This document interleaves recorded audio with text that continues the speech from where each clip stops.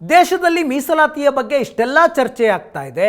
ಆದರೆ ಮೀಸಲಾತಿಯ ವ್ಯವಸ್ಥೆ ದೇಶದಲ್ಲಿ ಜಾರಿಗೆ ಬಂದದ್ದು ಹೇಗೆ? ಭಾರತದಲ್ಲಿ ಮೀಸಲಾತಿ ಇರೋದು ಧರ್ಮಾಧಾರಿತವಾಗಿಯೂ ಅಲ್ಲ, ಆರ್ಥಿಕ ಸ್ಥಿತಿಗತಿಯ ಆಧಾರದ ಮೇಲೂ ಅಲ್ಲ. ಭಾರತದಲ್ಲಿ ಮೀಸಲಾತಿ ಇರೋದು ಸಾಮಾಜಿಕ ಮತ್ತು ಶೈಕ್ಷಣಿಕವಾಗಿ ಯಾರು ಹಿಂದುಳಿದಿದ್ದಾರೆ ಅವರಿಗೆ ಮೀಸಲಾತಿ.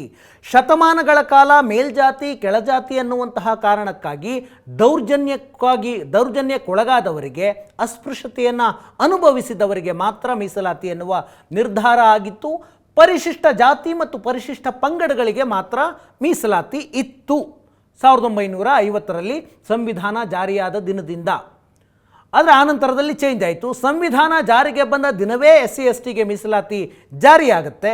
SC ವರ್ಗಕ್ಕೆ 15%, ST ವರ್ಗಕ್ಕೆ 7.5%. ಪರಿಶಿಷ್ಟ ಪಂಗಡ, ಪರಿಶಿಷ್ಟ ಜಾತಿ.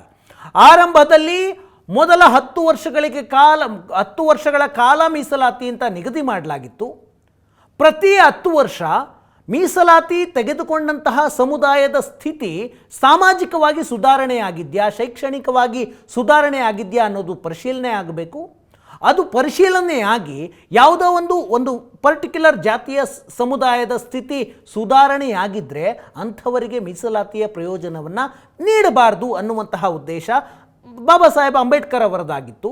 ಆದರೆ ಮೀಸಲಾತಿ ತಂದಂತಹ ಉದ್ದೇಶ ಸಫಲ ಆಗಿಲ್ಲ ಅನ್ನುವಂತಹ ಕಾರಣಕ್ಕೆ 1950ರಲ್ಲಿ ಜಾರಿಗೆ ಬಂದಂತಹ ಮೀಸಲಾತಿ ಇದುವರೆಗೂ ಕೂಡ ಮುಂದುವರೆದುಕೊಂಡು ಬರ್ತಾ ಇದೆ.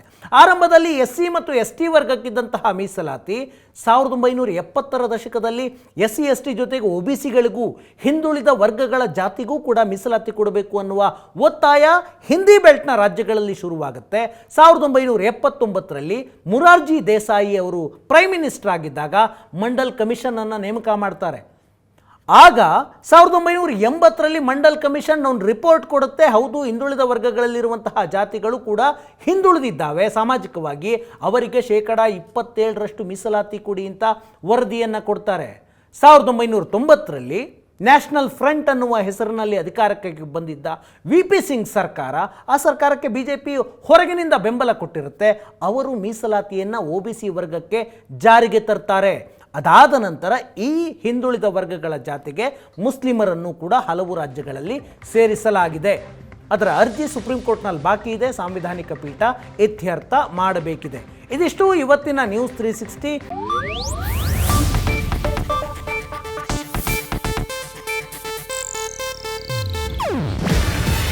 ಇದು ಏಷ್ಯಾನೆಟ್ ನ್ಯೂಸ್ ನೆಟ್ವರ್ಕ್ ಪ್ರಸ್ತುತಿ.